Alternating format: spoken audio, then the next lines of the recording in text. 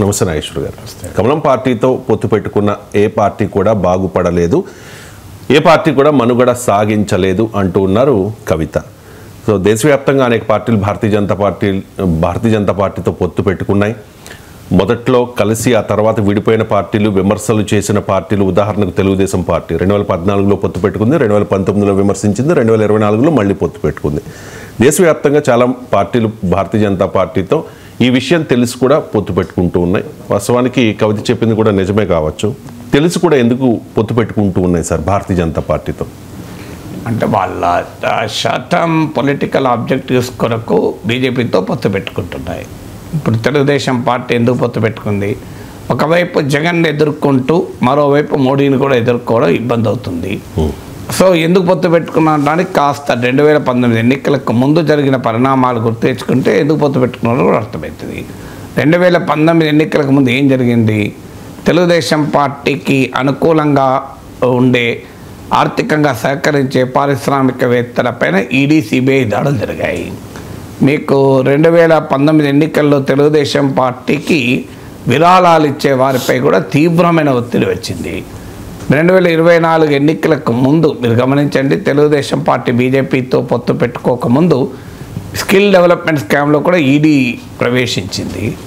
So ఇవన్నీ తెలిసిన చంద్రబాబు నాయుడు బీజేపీతో పెట్టుకోకూడదు, వైసీపీ ఒక్కదాంతోనే పెట్టుకుందాం అని బీజేపీతో పొత్తు పెట్టుకొని అడిగిన బలానికి కన్నా చాలా ఎక్కువ ఎమ్మెల్యేలు ఇచ్చి, ఎంపీలు ఇచ్చి, రాజ్యసభ సీట్లు ఇచ్చి మోడీని నిరంతరం పొగుడుతూ బీజేపీని గుడ్ హ్యూమర్ అంటారు ఇంగ్లీష్లో, అలా ఉంచుతున్నారు.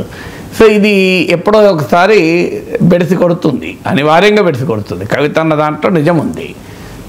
బీజేపీతో పొత్తు పెట్టుకుని మనుగడ సాధించరు ఏ పార్టీ అన్నారు. నేను ఇదివరకు కూడా చాలాసార్లు ఉదాహరణలతో కూడా చెప్పాను, మరోసారి కూడా చెప్తాను. ఇది నిజమా కాదా, కవిత అన్నరా ఇంకోరన్నరా అన్నది కాదు. కవిత అనటానికి కవితకు రీజన్స్ ఉండొచ్చు. ఆమె బీఆర్ఎస్ బీజేపీ పొత్తును వ్యతిరేకిస్తోంది.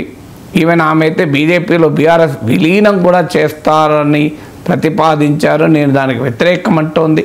సో ఆమె రాజకీయ వైఖరిని సమర్థించుకోవటానికి ఈ మాట అన్నది అనుకుందాం. Captaincy is about making right decision whether on the field or off the field. इसलिए मैं कंट्री डिलाइट पर भरोसा करता हूँ. They deliver 100% pure buffalo milk to my doorstep by 7 AM. Don't just enjoy our matches, enjoy village fresh buffalo milk too. Download the country delight app. కానీ reality ఏంటి? మనకు politicians ఏమన్నారు అన్న దానికన్నా కూడా ఫ్యాక్ట్ చెక్ చేయాలి. ఫ్యాక్ట్ చెక్ చేస్తే బీజేపీతో ఏ పార్టీలు ఏ సందర్భాల్లో పొత్తు పెట్టుకున్నాయి, ఆ తర్వాత బీజేపీ పెరిగిందా, ఆ పొత్తు పెట్టుకున్న పార్టీ పెరిగిందా, ఇది క్రైటీరియాగా మనం పెట్టుకుంటే మీరు ఆంధ్రప్రదేశ్ నుంచి కాశ్మీర్ వరకు చూడండి. జమ్మూ కాశ్మీర్ నుంచే మొదలు పెడదాం. జమ్మూ కాశ్మీర్లో పీడీపీ ఆర్టికల్ 370ని మించిన స్వయం ప్రతిపత్తి కాశ్మీర్ కావాలి అని అడిగిన పార్టీ. ఆర్టికల్ 370 రద్దు చేయాలన్న బీజేపీ కలిసి పొత్తు పెట్టుకున్నాయి. కాశ్మీర్లో బీజేపీ పెరిగింది, జమ్మూ కాశ్మీర్లో ఇప్పుడు major opposition party. PDP address లేకుండా పోయింది. ఇది బీజేపీతో పొత్తు పెట్టుకొని మనుగడ సాధించిందా పీడీపీ అంటే? సాధించలేదు. పెరిగింది బీజేపీ, తగ్గింది పీడీపీ. మీరు హర్యానా తీసుకుందాం. హర్యానాలో జననాయక జనతా పార్టీ, ఈ పార్టీ రైతు ప్రాతిపదికగా జాట్ ఫార్మర్ బేస్ ఉన్న పార్టీ. వ్యవసాయ చట్టాలకు వ్యతిరేకంగా రైతు పోరాటాలు జరుగుతున్న సమయంలో బీజేపీని విమర్శించి ఎన్నికల తర్వాత బీజేపీతో పొత్తు పెట్టుకున్నారు. 10 సీట్లు జననాయక జనతా పార్టీకి వచ్చాయి పొత్తు పెట్టుకోకముందు. దానివల్ల బీజేపీతో పొత్తు పెట్టుకున్నారు. ఏం జరిగింది? ఇవాళ జననాయక జనతా పార్టీకి 1 సీట్ లేదు. బీజేపీ సొంతగా హర్యానాలో అధికారంలోకి వచ్చింది.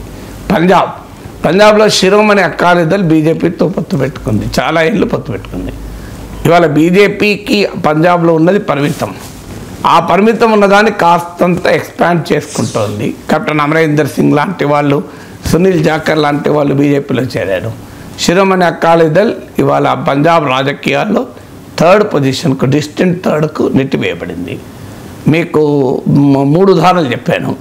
4వది ఉత్తరప్రదేశ్. బీఎస్పీ కూడా ఒకప్పుడు బీజేపీతో పొత్తు పెట్టుకుంది. తర్వాత బీజేపీకి పొత్తు పెట్టుకోకపోయినా ఆరోపణలు ఎదుర్కొన్నది, పరోక్షంగా బీజేపీకి ఉపయోగపడేలా వ్యవహరిస్తుంది అని. ఎందుకంటే సమాజ్వాదీ పార్టీ పోటీ చేసిన చోట్ల అనేక చోట్ల కీలకమైన చోట్ల మైనారిటీ అభ్యర్థులను పెట్టి ముస్లిం ఓట్ను డివైడ్ చేసి బీజేపీకి పరోక్షంగా లాభపడ్డది అనే ఆరోపణలు ఎదుర్కొన్నది. కానీ ఈ ప్రాసెస్లో ఏం జరిగింది? ఉత్తరప్రదేశ్లో బీజేపీ బలపడ్డది, బీఎస్పీ చాలా చాలా బలహీనపడేది. ఇవాళ అసలు ఉత్తరప్రదేశ్ రాజకీయాల్లో ఒకప్పుడు శాసించి అధికారంలోకి వచ్చిన పార్టీ వాళ్ళు అడ్రస్ లేని పరిస్థితి. మీకు వెస్ట్ బెంగాల్ తృణమూల్ కాంగ్రెస్ వాజ్పేయి ప్రభుత్వంలో భాగస్వామి, మమతా బెనర్జీ రైల్వే మంత్రి. అప్పుడు బీజేపీ ఏమీ లేదు. కానీ ఇవాళ ఏంటి పరిస్థితి? తృణమూల్ కాంగ్రెస్కు ప్రధాన ప్రత్యర్థి బీజేపీ. 77 సీట్లతో అసెంబ్లీలో ప్రధాన ప్రత్యర్థి. రేపు మాపు బెంగాల్లో మమతా బెనర్జీ ఓడించి మేమే అధికారంలోకి వస్తామంటున్నారు. తర్వాత బీహార్లో జేడీయూతో బీజేపీ పొత్తు పెట్టుకుంది. ఒకప్పుడు జేడీయూ మెయిన్ పార్ట్నరు. ఇవాళ పరిస్థితి ఏంటి? JDU junior partner, BJP main partner. రేపు ఎన్నికల తర్వాత నితీష్ కుమార్ ముఖ్యమంత్రిగా ఉంటాడా అనేది ప్రశ్నార్థకంగా మారిపోయింది. ప్రశాంత్ కిషోర్ లాంటి వాళ్ళు రాసి పెట్టుకోండి, ఎట్టి పరిస్థితుల్లో కారంటున్నారు. బీహార్ బీజేపీ నాయకులు మాకే ముఖ్యమంత్రి పదవి కావాలంటున్నారు. ముఖ్యమంత్రి ఎవరవుతారో చెప్పలేం, కానీ బీజేపీ బలపడింది, జేడీయూ బాగా బలహీనపడింది. మహారాష్ట్రలో శివసేన పొత్తు పెట్టుకుంది చాలా ఏళ్ళు. శివసేన మేజర్ పార్టీ, బాలాసాహెబ్ ఠాక్రే ఉన్నప్పుడు మనోహర్ జోషి లాంటి వాళ్ళు ముఖ్యమంత్రులు అయ్యారు. Junior partner BJP. ఇవాళ ఏంటి పరిస్థితి? శివసేన 2 ముక్కలైంది, బీజేపీ ప్రధాన పార్టీగా ఉంది. ఇవాళ శివసేన ఏక్నాథ్ షిండే వర్గం మద్దతు లేకపోయినా కూడా మహారాష్ట్రలో బీజేపీ అధికారంలో ఉండగలుగుతుంది. శివసేన పూర్తిగా ఇన్కాన్సిక్వెన్షియల్ అయిపోయింది. బీజేపీ పవర్ఫుల్ పార్టీగా మహారాష్ట్రలో ఎమర్జ్ అయింది. ఒడిస్సా నవీన్ పట్నాయక్ 2009 వరకు బీజేపీతో పొత్తు పెట్టుకున్నాడు. 2009 తర్వాత విడిపోయాడు. 2024 వరకు పార్టీ బీజేపీతో పొత్తు పెట్టుకోకపోయినా పార్లమెంట్లో దాదాపు ప్రతి అంశం పైన బీజేపీ ప్రభుత్వానికి మద్దతు ఇచ్చారు. ఏం జరిగింది? 2024లో బిజు జనతాదళ్ని ఓడించి, నవీన్ పట్నాయక్ని ఓడించి ఒరిస్సాలో బీజేపీ అధికారంలోకి వచ్చింది. ఆంధ్రప్రదేశ్లో వైఎస్ఆర్ కాంగ్రెస్ ఏం చేసింది? వైఎస్ఆర్ కాంగ్రెస్ బీజేపీతో పొత్తు పెట్టుకోకపోయినా మద్దతు ఇస్తూ పార్లమెంట్లో ఆఖరికి అవిశ్వాస తీర్మానానికి కూడా వ్యతిరేకంగా ఓటు వేసి మోడీ ప్రభుత్వానికి అండగా ఉంది. పరిస్థితి ఏంటి ఇవాళ పరిస్థితి 11 సీట్లకు వైసీపీ పరిమితమైంది. తెలంగాణలో బీఆర్ఎస్ కాంగ్రెస్ వ్యతిరేకం, బీజేపీ వ్యతిరేకం అని మాట్లాడి బీజేపీకి ఆల్రెడీ వ్యతిరేకంగా ఉన్న కాంగ్రెస్తో అనుకూలంగా ఉన్న పార్టీలందరినీ కలిసి పరోక్షంగా బీజేపీకి ఉపయోగపడే వ్యూహం కేసీఆర్ అనుసరించాడు. ఒక్క ఎన్డీఏకి అనుకూలం ఉన్న పార్టీలు ఎవరిని కలవలే. కలిసిన వాళ్ళందరూ కాంగ్రెస్ మిత్రులే. స్టాలిన్, విజయన్, మీకు శరద్ పవార్, ఉద్ధవ్ ఠాక్రే, అఖిలేష్ యాదవ్ అందరినీ వీళ్ళనే కలిశాడు. నితీష్ కుమార్ కలవలే, బాదల్లం కలవలే. ఏం జరిగింది ఇలా పరిస్థితి? పార్లమెంట్లో 1 సీటు, లోక్సభలో 1 సీటు బీఆర్ఎస్ లేదు. తమిళనాడులో ఏడీఎంకే మీకు బీజేపీతో పొత్తు పెట్టుకుంది. ఏం జరిగింది ఇవాళ పరిస్థితి? బీజేపీ ఓటింగ్ 11% పెరిగింది, ఏడీఎంకే బలహీనపడింది. మళ్ళీ అనివార్యమై బీజేపీతో పొత్తు పెట్టుకునే పరిస్థితికి నెట్టివేయబడింది. ఇవాళ మీరు చూడండి, నెక్స్ట్ అసెంబ్లీ ఎన్నికల్లో బీజేపీ మరింత బలపడుతుంది ఒకవేళ డిఎంకే వ్యతిరేక పవనాలుంటే. కేరళలో అసలు బీజేపీకి బలమే లేదు. అక్కడ శ్రీనారాయణ ధర్మ పరిపాలన యోగం ఎస్ఎన్డిపి అని అక్కడ బలమైన టాడీ టాపర్ కమ్యూనిటీ, యువా కమ్యూనిటీ అంటారు, ప్రొనౌన్సియేషన్ మలయాళం చాలా కష్టం. అది prominent backward class community. Pinarayi Vijayan, VS Achuthanandan అందరిది అదే సామాజిక వర్గం. సో అక్కడ ఆ వర్గానికి ప్రాతినిధ్యం వేస్తూ శ్రీనారాయణ గురు లాంటి గొప్ప సోషల్ రిఫార్మర్ అనుచరులమని చెప్పి బీజేపీతో పొత్తు పెట్టుకొని ఇవాళ పరిస్థితి ఏంటి? బీజేపీకి దూరం ఉన్నారో లేదో తెలియదు, కానీ కేరళ ముఖ్యమంత్రి పినరయి విజయన్ పొగుడుతున్నారు ఇప్పుడు ఎస్ఎన్డిపి. రేపో మాపో ఎల్డీఎఫ్లో చేరినా ఆశ్చర్యపడాల్సింది లేదు.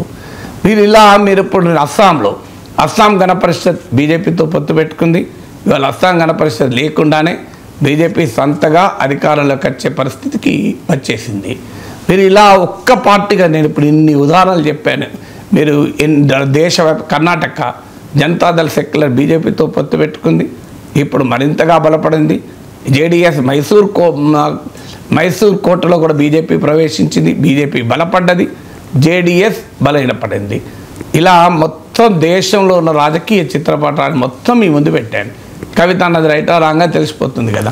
పోనీయండి, ఇది కాక బీజేపీతో పొత్తు పెట్టుకొని ఇంకో పలానా పార్టీ బలపడింది అని ఒక ఉదాహరణ చెప్తే వీల్ యాక్సెప్ట్ ఇట్, ఓకే ఈ ట్రెండ్కు భిన్నంగా ఉంది అని.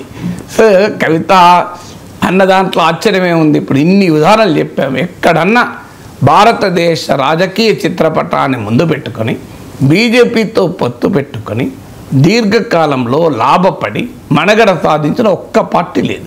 అంతటా బీజేపీయే పెరిగింది. ఎందుకు పెరిగింది అంటే that's a different question again.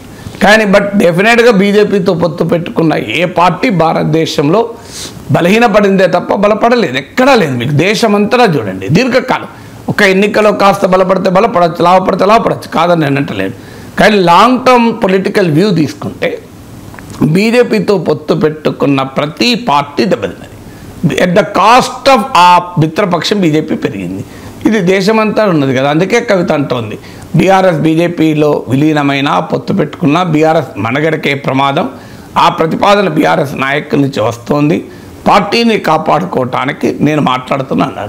అందులో కవిత మాట్లాడింది 100% నిజమని రాజకీయాలు చూస్తే దేశమంతా ఇన్ని ఉదాహరణలతో చెప్పాను. ఎవరైనా ఒక్క ఉదాహరణ, 2 ఉదాహరణలు, 3 ఉదాహరణలు ఎవరైనా బీజేపీ నాయకులు చెప్పబడండి. ఇంకా మాతో పొత్తు పెట్టుకొని ఇంకో పలానా పార్టీ బలపడింది, లాభపడింది, మేము లాభపడ్డాం, వాళ్ళు లాభపడ్డారు. నేనేం బీజేపీ బలహీనపడి వాళ్ళు లాభపడాలని అంటలేను. మ్యూచువల్ బెనిఫిట్, ఎవరైనా ఒక పార్ట్నర్షిప్ అంటే అది మ్యూచువల్ బెనిఫిట్ ఉంటుంది, విన్ విన్ సిచ్యువేషన్ అంటారు. కానీ బీజేపీతో పొత్తులో విన్ విన్ సిచ్యువేషన్ ఉండదు, విన్ లూజ్ సిచ్యువేషనే ఉంటుంది. అదే కవిత అన్నది ఫ్యాక్చువల్లీ కరెక్ట్ కదా.